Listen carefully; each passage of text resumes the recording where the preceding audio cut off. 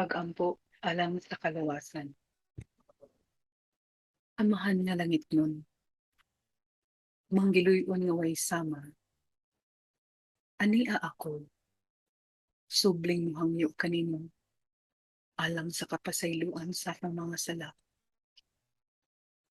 Dawata ako Ginoo, sa akong pakiguli nga na kanimo. Tabangi ako unta, mapasaylon mo. Ang tanan kong kalapasan. Buot ko magpasakop kanimo.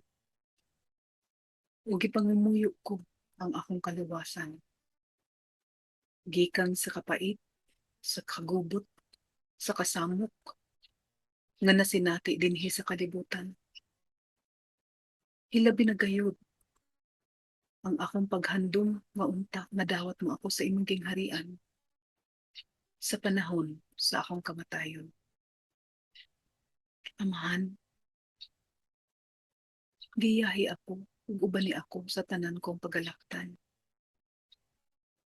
Atagi ko og kaligdon ug kalig-on sa tanan kong pag-aatubangon.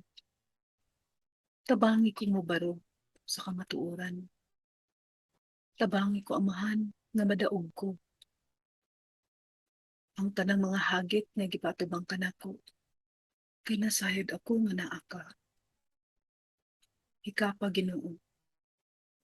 Ang mga taong mubiay-biay, ang mga taong naghuna-huna o di maayo kanako. Luwas sa ako gikan kanila. Luwas sa ako Ginoo sa mga kalapasan, sa mga balaodnon, sa mga abusado, sa mga huna-huna nga naghatag og peligro sa akong pangalan o sa akong pagkatao, sa akong kinabuhi. Ilikay ako amahan sa tanang disgrasya. Lakip na ang mga mahal ko sa kinabuhi. Akong gihangyo kanimo nga lugwayan pa unta nimo ang akong kinabuhi aron mabuhat ko ang angay. Aron mabuhat ko ang mga tahas nga imong gihatag kanako. Ano sa tanan, amahan, tabangi ako nga mga matuman nga lawas. Unta ayoko mga sakit-sakit. Balik mo ang kadasig sa akong kasing-kasing. Pinunaan mo ako ng naungan, pinagsiko kini. Luwas sa ako, sa mga huna-huna nga di maayo.